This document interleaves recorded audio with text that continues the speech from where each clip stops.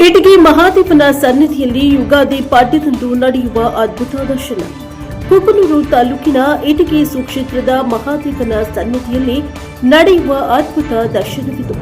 ದಿನಾಂಕ 19/3/2026 ಗುರುವಾರ ಪರಾಭವ ನಾಮ ಸಂವತ್ಸರ ಉತ್ತರಾಯಣ ವಸಂತ ಋತು ಚೈತ್ರ ಮಾಸ ಶುಕ್ಲ ಪಕ್ಷದ ದಿನ ಅಂದರೆ ಮಾರ್ಚ್ 19ರ ಗುರುವಾರದ ದಿನದಂದು ಯುಗಾದಿ.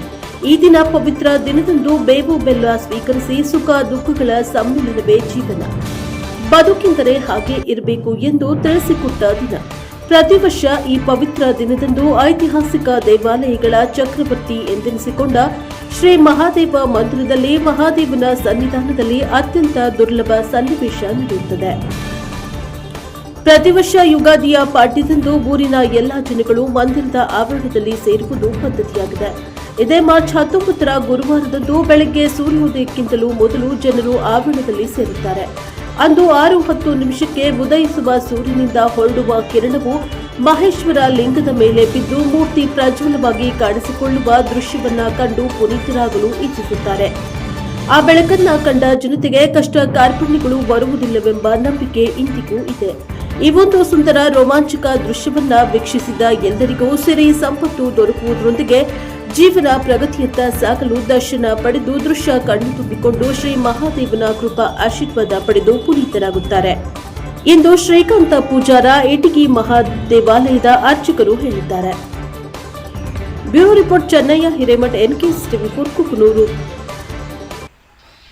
ಇವತ್ತು ಈ ದೇವಸ್ಥಾನದಲ್ಲಿ ನಡೆಯುವಂಥ ಅತ್ಯಂತ ಅದ್ಭುತವಾದಂಥ ಒಂದು ಪ್ರಕ್ರಿಯೆಯನ್ನು ತಮಗೆಲ್ಲರಿಗೂ ತಿಳಿಸಲು ತುಂಬ ಉತ್ಸುಕನಾಗಿದ್ದೇನೆ. ಪ್ರತಿ ವರ್ಷದಂತೆ ಈ ವರ್ಷವೂ ಯುಗಾದಿ ದಿನ ಸೂರ್ಯನ ಪ್ರಥಮ ರಶ್ಮಿ ಮಹಾದೇವನ ಅಡಿದಾವರಿಯಲ್ಲಿ ಬಿದ್ದು ಲಾಸ್ಯವಾಡುವಂಥ ಅದ್ಭುತ ದೃಶ್ಯವನ್ನು ಕಣ್ತುಂಬಿಕೊಂಡ ಸಾವಿರಾರು ಜನ ಭಕ್ತರು ಧನ್ಯೋಸ್ಮಿ ಎಂದು ಹೋಗಿದ್ದಾರೆ. ಇಲ್ಲಿ ಇಟಗಿಯಲ್ಲಿ ಒಂದು ಪ್ರಸಿದ್ಧವಾದಂಥ ಒಂದು ದೇವಸ್ಥಾನ. ಇದು 11ನೇ ಶತಮಾನದ ದೇವಸ್ಥಾನ.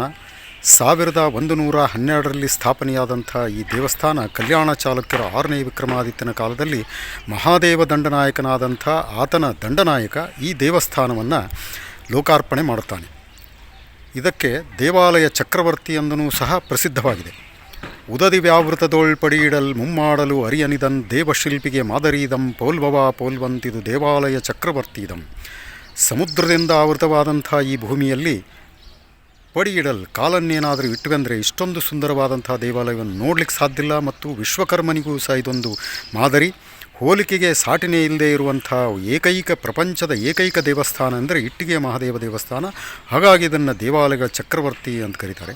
ಅಂಥ ದೇವಾಲಯಗಳ ಚಕ್ರವರ್ತಿಯಾದಂಥ ಈ ಇಟ್ಟಿಗೆಯ ಮಹಾದೇವನ ದೇವಸ್ಥಾನದಲ್ಲಿ ಅದ್ಭುತ ದೃಶ್ಯವನ್ನು ಇವತ್ತು ಬೆಳಗ್ಗೆ ಸೂರ್ಯೋದಯದ ಪ್ರಥಮ ರಶ್ಮಿ ಅತ್ಯಂತ ಸುಂದರವಾಗಿ ಆ ಮಹಾದೇವನ ಅಡಿದಾವರಿಯಲ್ಲಿ ಬಿದ್ದಂಥ ದೃಶ್ಯವನ್ನು ತುಂಬ ಶ್ರದ್ಧಾಭಕ್ತಿಯಿಂದ ಭಕ್ತರು ಅದನ್ನು ಕಣ್ತುಂಬಿಕೊಂಡಿದ್ದಾರೆ.